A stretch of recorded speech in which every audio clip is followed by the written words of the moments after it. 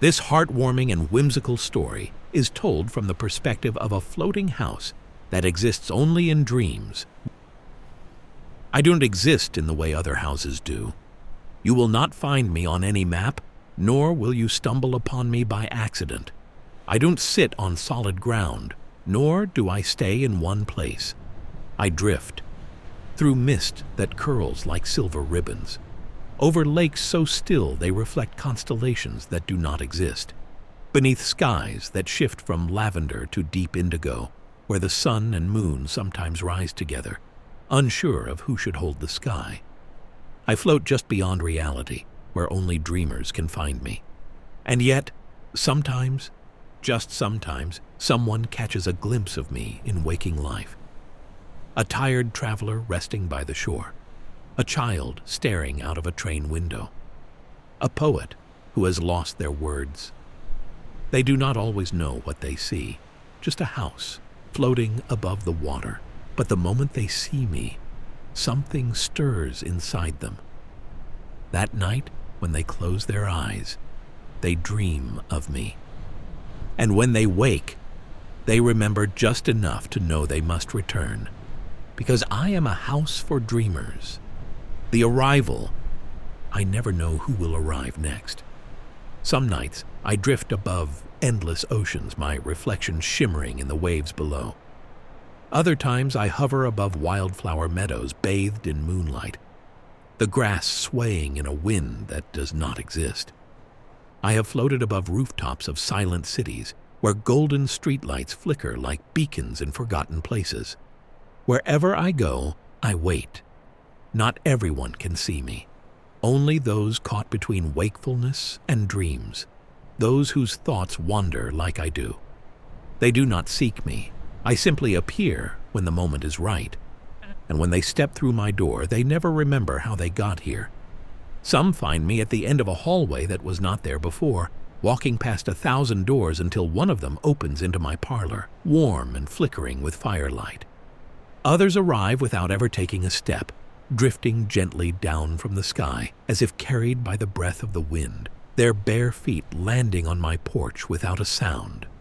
A few come running, their hearts pounding, escaping something they cannot name.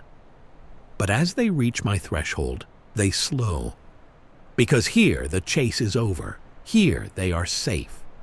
Others climb out of windows and find themselves stepping into a different season, their breath catching as warm summer air turns crisp with autumn's touch. A few arrive in pairs, only to discover that they cannot see one another until they speak aloud. Some step inside and find themselves weightless, their feet never quite touching the ground, moving like whispers through my halls. For a moment they linger in my doorway, their breath catching, their fingers brushing against the wooden frame. They are sensing something, not fear, not uncertainty, but the weight of something familiar, a place they have never been, yet somehow already know. Then, one by one, they move. Some curl up in my armchair by the fire, pulling a soft blanket over their shoulders, letting the warmth seep into their bones. The kind of warmth that reaches past skin and settles in the quiet corners of the soul. Others wander my halls, their fingers trailing along bookshelves filled with stories they have never read but somehow recognize. They run their hands over the wooden beams, tracing the swirls in the grain, as if they are trying to remember something just out of reach. A few step onto my porch, leaning against the railing, staring at the water below. The waves ripple slowly, reflecting stars that do not belong to any sky they have ever known. Some of them climb the stairs to the rooftop, only to find that the sky is closer than it should be, as if they could reach out and touch the edges of the dream itself. Others step into rooms they never meant to enter, finding staircases that lead to places they do not recall existing. A hallway that loops back to itself. A window that looks into a different season. A door that opens to a memory they have never lived. A few find themselves in rooms with no ceilings, where the sky stretches endlessly above them, constellations shifting and rearranging as if telling a story only they can understand. Here, the rules are different. Here, they simply exist. and I hold them the way only a house can. The keeper. There is someone who tends to me. Not in the way people tend to houses, with tools and repairs, with hammer and nail, but in the quiet ways that do not leave marks.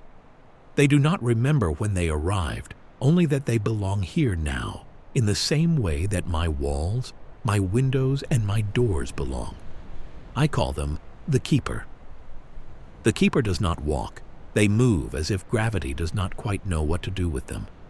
Their feet skim the floor but do not press against it. They drift through my rooms like a sigh, like a memory unspoken. Each evening they light the lanterns, though my lights never truly fade. They fold the blankets, though no one remembers using them. They set a cup of tea on the small wooden table by the window, where the last traces of sunset melt into the horizon. Perhaps the tea is for them. Or perhaps it is for the dreamers who don't remember their thirst until they see the steam curling in the air. I wonder if the keeper dreams. If they do they dream of here? Or do they dream of somewhere else, a place where they were before, a place they do not speak of? And if they wake, will they disappear?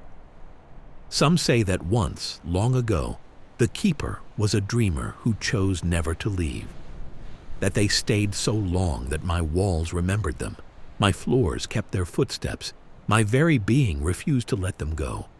If that is true, I do not know. But if it is, I wonder, do they ever long for waking? Not all dreamers leave by morning. Some linger.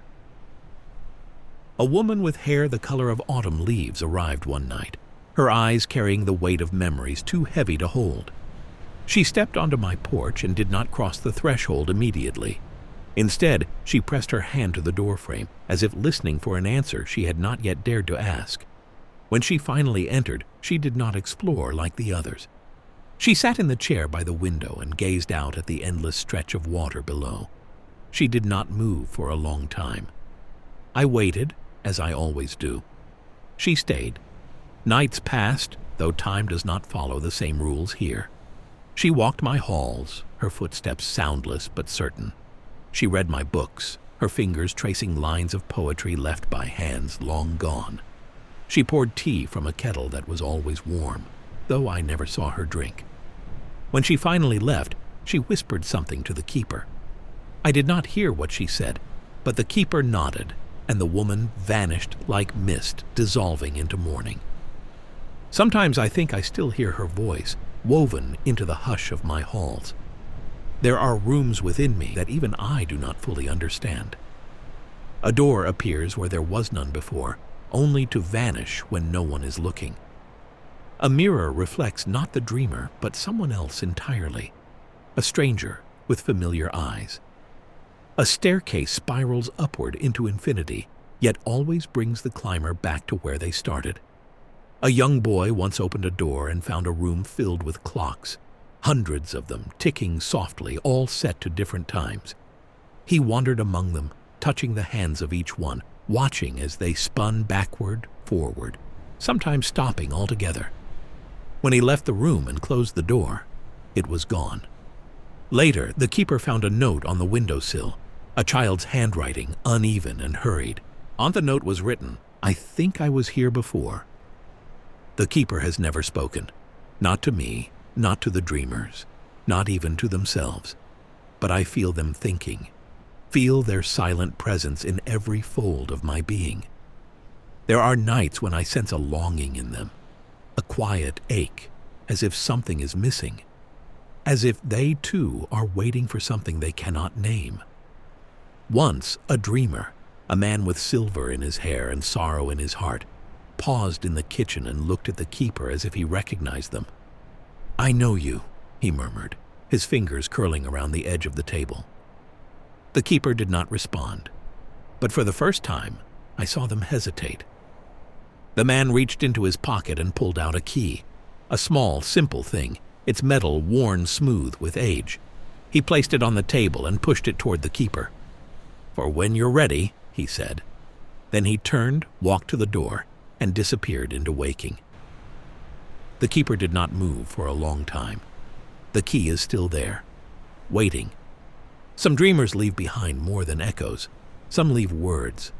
Scattered throughout my rooms, tucked into the crevices of bookshelves, hidden beneath cushions and between floorboards, are letters written by hands that have long since woken.